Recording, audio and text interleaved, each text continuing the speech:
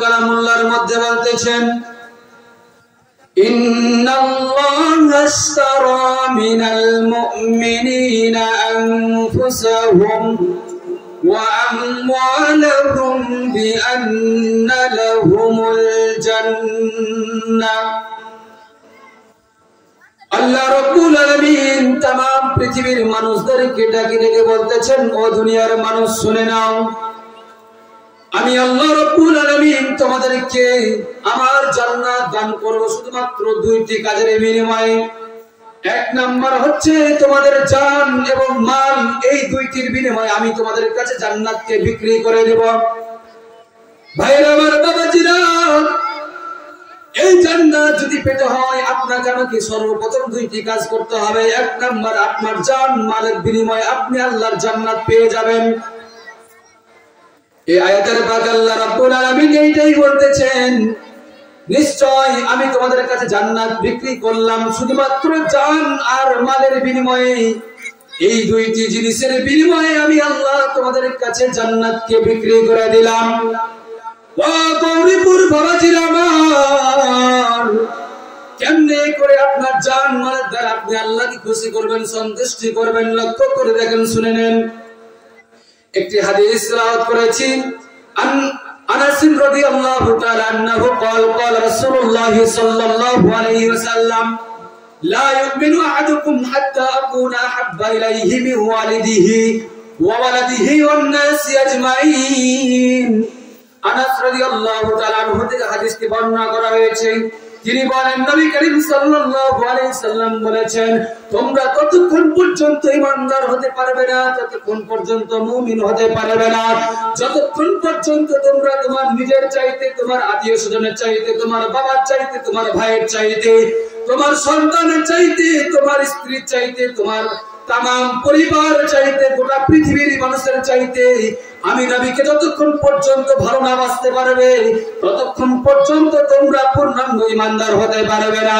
ভাইরা আমার, বাবাজিরা, লম্বা করার কোনো সুযোগ নাই, আমি সংক্ষিপ্ত আলোচনা করতেছি আপনাদের সামনে। ও আমার গৌরীপুর বাবাজিরা, ও আমার যুবক ভাইরা, একটু গভীর মনোযোগ সহকারে কথাগুলো শুনে যাবেন রে বাবা। আপনার মতো আমার মতন একজন সাহাবী ছিলেন, নাম তার হচ্ছে আবু উবাইদা ইবনুল জাররাহ। এই আবু উবাইদা ইবনুল জাররাহ ইসলামের প্রথম যুদ্ধ যখন অনুষ্ঠিত হয়, বদরের যুদ্ধ, এই যুদ্ধ যখন অনুষ্ঠিত হয় নবীজি আমার চিন্তায় চিন্তিত, কারণ এই যুদ্ধটি এমন একটি যুদ্ধ, এই যুদ্ধটি এমন একটি যুদ্ধ রে বাবাজিরা আমার। এই যুদ্ধে যখন মানুষ সাহাবীরা যুদ্ধের ময়দানে উপস্থিত হয়েছিলেন, নবীজি আমার চিন্তায় চিন্তিত, কারণ একজন বাবা তার সন্তানের বিরুদ্ধে তরবারি ধারণ করবে, একজন ভাই তার ভাইয়ের বিরুদ্ধে তরবারি ধারণ করবে, জামাই শ্বশুরের বিরুদ্ধে তরবারি ধারণ করবে। বদর যুদ্ধ এমন একটি যুদ্ধ, এই যুদ্ধে যখন অনুষ্ঠিত হয়ে যায়, এই যুদ্ধের ময়দানে যখন সাহাবীরা উপস্থিত হয়ে গেল, ও বন্ধুগণ, যুদ্ধের ময়দান যখন যুদ্ধ শেষ করার পর মুসলিমদের আল্লাহ পাক মুসলিমদেরকে বিজয় দান করে দিলেন। সমস্ত সাহাবীরা এই যুদ্ধের ময়দানে বিজয় পাওয়ার পর আনন্দে আনন্দিত, কিন্তু একজন সাহাবী মসজিদে নববীর এক পাশে বসে বসে গুমরায় গুমরায় কান্না করে। আমার নবীজির কাছে গিয়ে বলতেছেন, সাহাবী রে, তুমি এই যুদ্ধের ময়দানে আমরা তো বিজয় লাভ করেছি, তুমি কেন কান্না করতেছ? পাশ থেকে একজন সাহাবী বলেন, ইয়া রাসূলুল্লাহ, ইয়া হাবিবাল্লাহ, নবী গো, এই আবু উবাইদার কান্নার কারণ হচ্ছে একটি, আবু উবাইদার পিতা আজকে যুদ্ধের ময়দানে মৃত্যুবরণ করেছে। নবীজি আমার ডাক দিয়ে বলে, কে আবু উবাইদার পিতাকে হত্যা করেছে বলো বলো। পাশ থেকে একজন সাহাবী বলতেছেন, ইয়া রাসূলুল্লাহ, ইয়া হাবিবাল্লাহ, আমরা কেউ আবু উবাইদার পিতাকে হত্যা করি নাই নবী গো, এই আবু উবাইদার পিতাকে আবু উবাইদা নিজেই হত্যা করেছে। আমার নবীজি চোখের পানি ফেলে বলতেছেন, আবু উবাইদা রে, কেমনে করে তোমার পিতাকে তুমি হত্যা করলে আমাকে কি একটু জানাবে? আবু উবাইদা দাঁড়াইয়া বলতেছেন, ইয়া রাসূলুল্লাহ, আমি যখন যুদ্ধের ময়দানে যখন ঝাঁপিয়ে পড়লাম নবী গো, আমি ইসলামের পক্ষ নিয়ে তরবারি যখন ধরলাম, যুদ্ধের ময়দানে ঝাঁপিয়ে পড়েছি, এমন সময় আমি অনেকগুলো কাফেরকে কচুকাটা করে জাহান্নামের মধ্যে পাঠিয়ে দিলাম। কিন্তু নবী গো, হঠাৎ করে আমি দেখতে পাইলাম আমার জন্মদাতা পিতা আমার চোখের সামনে এসে দুই হাতকে পাতাই দিয়ে আমার চোখের সামনে, আমার তরবারের সামনে এসে দাঁড়ায় গেল। কিন্তু নবী গো, আমি আজ থেকে 3-4 বছর আগে আমার পিতাকে দেখেছি, তারপর থেকে আর দেখি নাই। ইসলাম গ্রহণ করার পর থেকে আর আমার পিতাকে আমি দেখি নাই গো নবীজি। আমার পিতাকে অনেকদিন পর দেখার পর আমার অন্তরের মধ্যে দয়া হয়ে গেল, আমাকে একটু মায়া অনুভূত করলো। ও নবী গো, আমি আমার পিতাকে দেখি আমার তরবারিকে আমি বগলের মধ্যে লুকায় নিলাম, আমার তরবারিকে আমি পিছন দিকে লুকায় নিলাম। নবীজি গো, আমি আমার সামনের দিকে আগাচ্ছি, হঠাৎ করে আমার চিন্তার মধ্যে চলে আসলো, লা ইউমিনু আহাদুকুম হাত্তা আকুনা হাব্বা ইলাইহি মিন ওয়ালিদিহি ওয়া ওয়ালাদিহি ওয়ান নাসি আজমাইন। আমি তো ততক্ষণ পর্যন্ত ঈমানদার হতে পারবো না, ততক্ষণ পর্যন্ত ঈমানদার হতে পারবো না যতক্ষণ পর্যন্ত আমার নিজের চাইতে, আমার বাবার চাইতে আমি নবীকে না যতক্ষণ পর্যন্ত ভালোবাসবো। আমার চিন্তার মধ্যে চলে আসলো, আজকে যদি আমার বাবাকে বাবা বলে আমি যদি ছেড়ে দিই, আর আমার বাবা যদি সুযোগ পাইয়া আমার নবীকে যদি শহীদ করে ফেলে, কাল কিয়ামতের ময়দানে আমার আল্লাহ যদি আমাকে ডাক দিয়ে বলে আবু বাইদা রে, কাল কিয়ামতের ময়দানে আল্লাহ পাক যদি আমাকে ডাক দিয়ে বলে আবু বাইদা রে, তুমি যুদ্ধের ময়দানে ইসলামের পক্ষে যুদ্ধ করতে যাইয়া তোমার বাবাকে বাবা মনে করে ছেড়ে দিয়েছিলে, আর তোমার বাবা সুযোগ পাইয়া আমার নবীকে শহীদ করে দিয়েছে। ও আবু বাইদা, আজকে তুমি কি জবাব দিবে, কি জবাব দিবে? এই চিন্তা যখন আমার মাথার মধ্যে চলে আসলো নবী গো, আমি আর সামনের দিকে আগাইতে পারলাম না,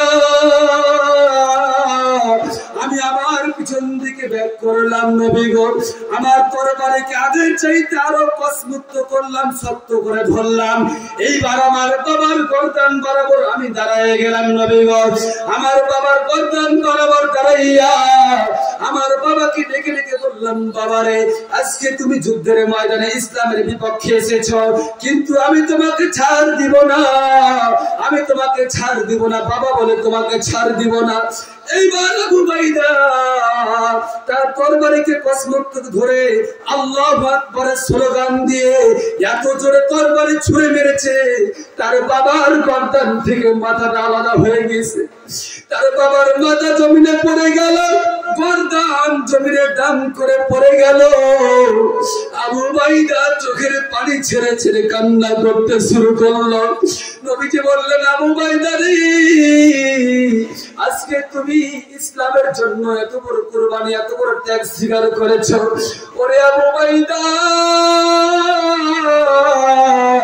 শুনো শুনো শুনো নাও, তুমি যতক্ষণ পর্যন্ত জান্নাতে প্রবেশ না করবে ততক্ষণ পর্যন্ত আমি নবী তোমার জন্য জিম্মাদারি হয়ে গেলাম। জোরে জোরে বলি সুবহানাল্লাহ। আমার ভাইরা, আমার বাবাজিরা, ও যুবক বন্ধু, ইসলাম এমনি এমনি চলে আসে নাই রে বাবা। কষ্টের পর কষ্ট, নির্যাতন পর নির্যাতন, রক্তের পর রক্ত দিয়ে ইসলাম এই পর্যন্ত এসেছে। যদি আবু বাইদা তার পিতাকে না হত্যা করত, তাহলে এই গৌরপুর পর্যন্ত ইসলাম আসতো না, সেখানে ইসলাম ধ্বংস হয়ে যেত। কিন্তু আমার আল্লাহ রাব্বুল আলামিন ওই আবু বাইদাকে এত শক্তি দান করলেন, যুদ্ধের ময়দানে তার পিতাকে হত্যা করার মতো তাকে সুযোগ করে দিলেন। আমার ভাইরা, আমার বাবাজিরা, এই জন্যই বলতেছিলাম আমার যুবক বন্ধুরা, ইসলামকে যদি ভালোবাসতে হয়, আপনার জানের চাইতে, আপনার মালের চাইতে, আপনাকে জান দিয়ে মাল দিয়ে আল্লাহর জান্নাতকে ক্রয় করতে হবে। নবীজিকে ভালোবাসলে এইভাবে ভালোবাসতে হবে, নিজের বাবার চাইতে বেশি ভালোবাসতে হবে। আমরা শুনলাম নিজের আত্মীয় স্বজনের চাইতে কেমনে ভালোবাসবো। আল্লাহ রাব্বুল আলামিন অন্য আয়াতের মধ্যে বলতেছেন, قل إن كان آباؤكم وأبناؤكم وإخوانكم وعشيرتكم তোমরা তোমাদের বাবার চাইতে, তোমার সন্তানের চাইতে, তোমার ভাইয়ের চাইতে, তোমার স্ত্রীর চাইতে, তোমার ধন সম্পদের চাইতে, তোমার ব্যবসার চাইতে, তোমার কর্মস্থানের চাইতে, তোমার থাকার স্থানের চাইতে, গোটা তামাম পৃথিবীর মানুষের চাইতে, গোটা তামাম পৃথিবীর সব কিছুর চাইতে আল্লাহ এবং আল্লাহর রাসূলকে বেশি ভালোবাসতে হবে, তাহলেই আপনি পেয়ে যাবেন আল্লাহর জান্নাত। জোরে জোরে বলেন মারহাবা।